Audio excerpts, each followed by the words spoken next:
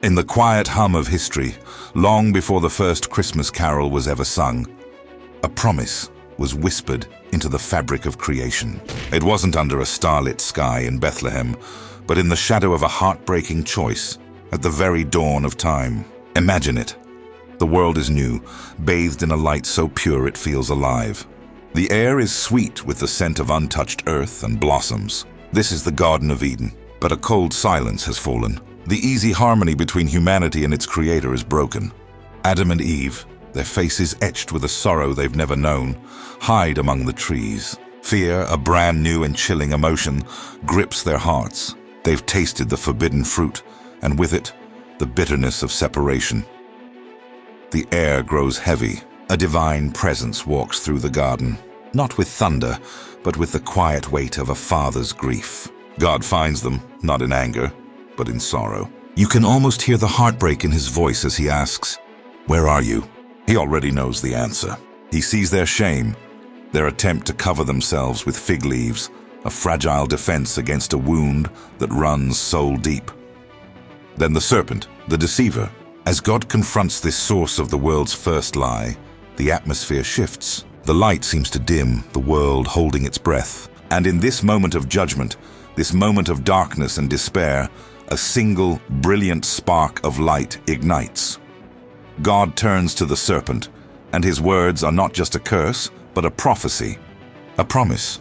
He says, "I will put enmity between you and the woman, and between your offspring and hers. He will crush your head, and you will strike his heel." Stop and feel the weight of that. In the middle of humanity's greatest failure, God doesn't pronounce an end. He declares a beginning. He's speaking of a future battle, a cosmic war, but he's also planting the first seed of hope.